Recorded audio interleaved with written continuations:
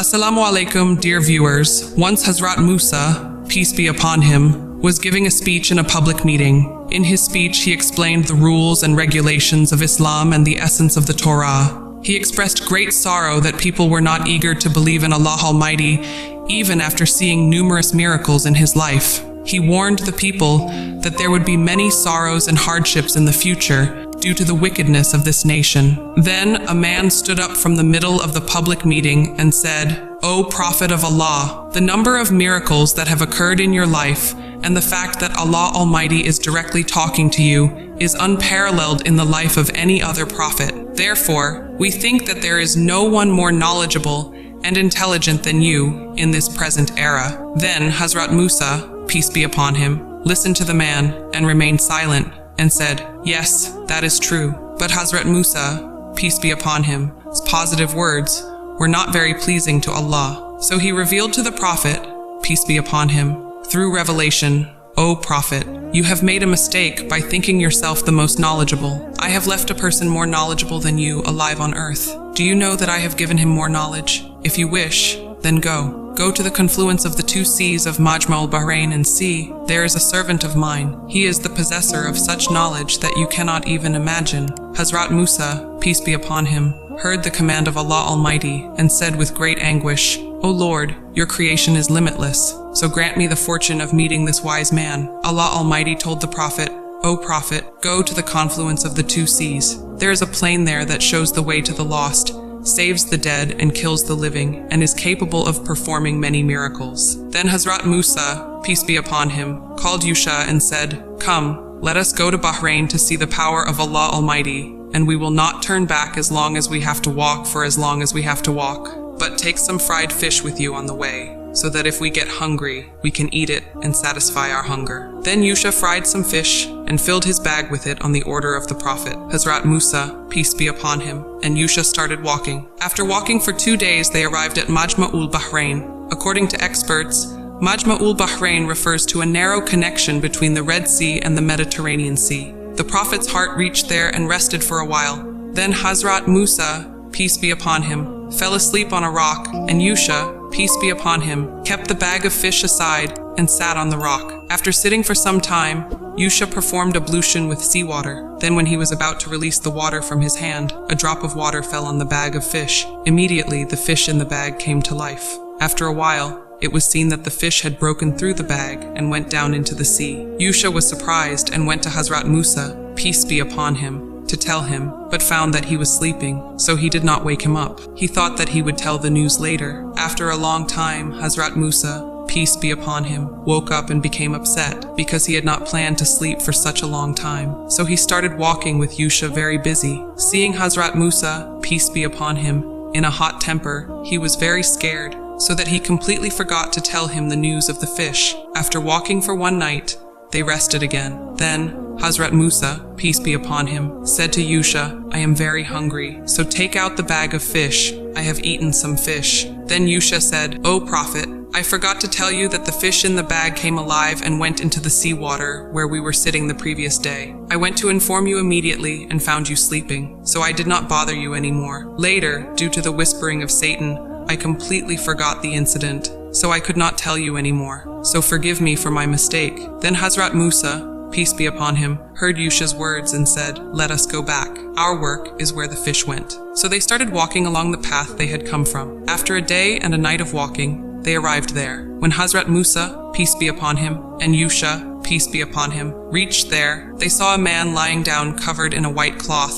Then Hazrat Musa, peace be upon him, went to him and greeted him. The man wearing the white cloth said, "Who greeted me in a secluded place?" Then Hazrat Musa, peace be upon him, said, "I am Musa." Then the man dressed in white clothes said, "Are you the prophet of the children of Israel?" Hazrat Musa, peace be upon him, replied, "Yes, I am the prophet of the children of Israel." Then he said, "Walaikum assalamu alaikum. I am Khidr. Why have you come to me?" Then Musa, peace be upon him, "Therefore Allah has sent me to you to gain something from your knowledge." Then Khidr said, "Allah has not given you the knowledge that he has given me. But if I want to inform you of this knowledge, you will not be patient. You will start arguing with me." Hazrat Musa, peace be upon him, said, "You will find me patient.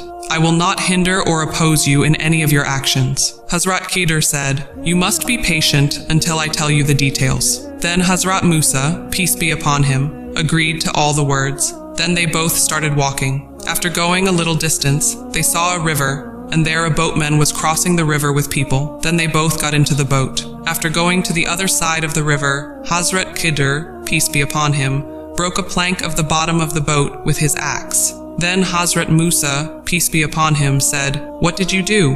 A poor man is living his life by helping people cross the river for 2 paisa, and you broke his boat? Then how will the man eat? Then Khidr, peace be upon him, said, I told you before that you will not be able to bear my burden. Hazrat Musa, peace be upon him, said, I have made a mistake. I will not hinder you in any other matter. Now forgive me. They started moving forward again. After going some distance, they saw some boys playing. Then Khidr, peace be upon him, went there and killed one of them. Then Hazrat Musa, peace be upon him, said, you are doing wrong. You have killed this innocent boy without any crime. Then Khidr, peace be upon him, said, I told you before that you will not be able to bear my burden. This time too Hazrat Musa, peace be upon him, apologized for his unintentional mistake, and they started walking again. After walking for a long day and a night, they reached a village. When they reached there, they were very tired, and they were also quite hungry. Then they went to the houses of some residents there and prayed for food, but the people there did not agree to give them food.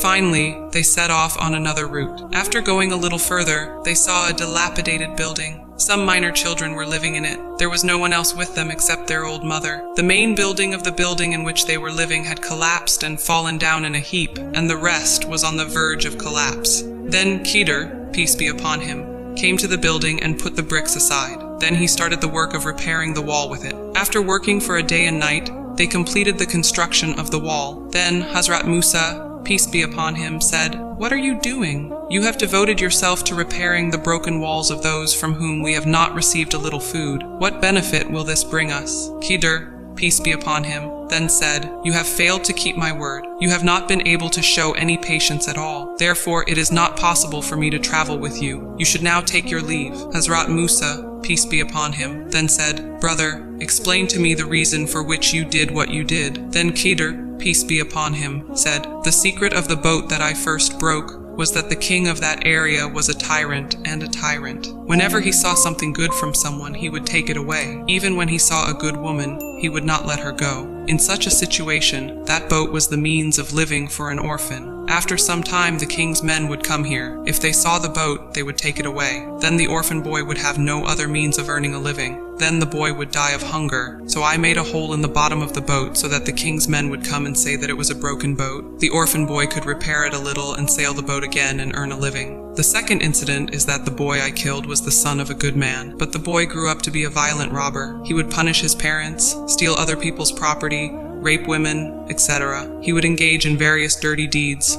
So by killing him, I saved the country and the nation from a great danger. The third incident is that under the wall that I repaired, there are some hidden treasures kept by the ancestors of the boys living there. Now, if the wall is broken and the hidden treasure is found, the boys will not be able to protect it and enjoy it. The wicked people will take them, so it is safer for the treasure to remain there unknown until they grow up a little. So I removed the wall and made the treasure safe for a few more years. Then Hazrat Musa, peace be upon him, heard the words of Khidr, peace be upon him, and took leave of him. He returned and saw that he was still sitting on the rock. Hazrat Musa, peace be upon him, said to him, you have been sitting here for so long. Then Yusha said, you went out with the man just now, and you returned in a moment. Are you joking with me by saying so long? Hazrat Musa, peace be upon him, stood silent. Without saying anything else, he set off for the country. What he needed to know about the glory of knowledge and wisdom was fulfilled through this journey. Later, he used to say everywhere, Allah Almighty has sent me with very limited knowledge and limited responsibility to guide the people of Bani Israel. There are people more knowledgeable than me in the service of Allah, whom it is not possible for anyone to meet. Allah grants it to whom He wills. Allah Almighty, in order to create an example in the world, granted a greater amount of knowledge of the unseen to Khidr, peace be upon him, which is unprecedented in the world. It cannot be said that he attained a higher status than Hazrat Musa, peace be upon him, simply by possessing knowledge of the unseen. Hazrat Musa, peace be upon him's ability to attain prophethood, to be the possessor of miracles, and to be the seer of Allah demands great status. The purpose of keeping Hazrat Musa, peace be upon him, with Khidr, peace be upon him, for some time, was to eradicate any arrogance that might have developed in him due to his acquiring knowledge and the sight of Allah, Saiwitai, and to establish his life in the most sacred status. Secondly, to make each person proficient in one subject and to establish the infinite signs of his power in the human mind. In short, it is not possible for any living being to penetrate the mystery of Allah's infinite creation. Therefore, whatever happens on earth is a strange and mysterious play, the best story of the Quran.